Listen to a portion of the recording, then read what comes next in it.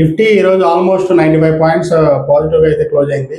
Almost మనం discuss చేసిన కాడ నుంచి 24,100 లెవెల్ బేసిక్గా మనం మేజర్ రెసిస్టెన్స్ అనుకున్నాం. ఆ లెవెల్ అయితే బ్రేక్ చేసింది, పాజిటివ్ క్లోజ్లోనే క్లోజ్ అయింది.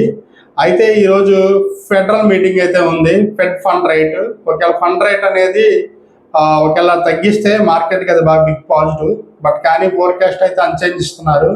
ఫస్ట్ టైం ట్రంప్ నియమించిన ఫెడ్ చైర్మన్ అయితే మాట్లాడబోతున్నాడు. సో హెవీ ఎక్స్పెక్టేషన్స్ అయితే ఉన్నాయి ఫ్రెండ్స్. ఓవరాల్గా మనం క్రూడ్ ఆయిల్ డిస్కస్ చేసాం. ఆల్మోస్ట్ $91 ఉన్నప్పుడు మనం పడిద్దని చెప్పి ప్రిడిక్ట్ చేసాం. ఆల్మోస్ట్ $75 అయితే బాగా డ్రాగ్ అయ్యింది.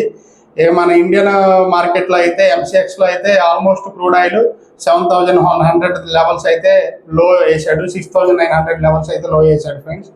ఓవరాల్గా చూసుకుంటే క్రూడ్ ఆయిల్ ఇంకా ఫర్దర్గా పడే అవకాశం అయితే ఉంది. మేజర్గా 6,000కి వెళ్ళొచ్చు, 5,500 రేంజెస్ కూడా వెళ్ళొచ్చు. ఇకపోతే ఈరోజు అయితే ఏదైతే అగ్రిమెంట్ ఉన్నాయో అగ్రిమెంట్ డీటెయిల్స్ అయితే మీడియా ముందు అయితే తీసుకురాబోతున్నారు.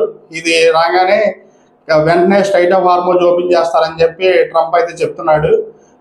స్ట్రైట్ ఆఫ్ హార్మోజ్ గట్రా ఓపెన్ అయితే మాత్రం ఈరోజు మంచి బిగ్ పాజిటివ్ అయితే ఉండే అవకాశం అయితే ఉంది ఫ్రెండ్స్.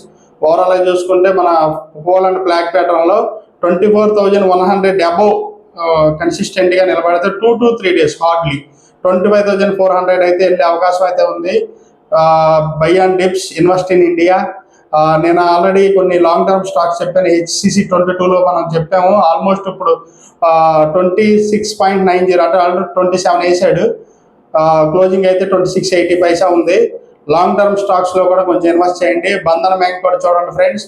ఓవరాల్గా మనం చెప్పిన స్టాక్స్ అన్నీ కూడా మంచి మూమెంట్ అయితే మొదలైనవి. సో నా ఎఫర్ట్ మీకు నచ్చుంటే please like, share and subscribe friends. HR stock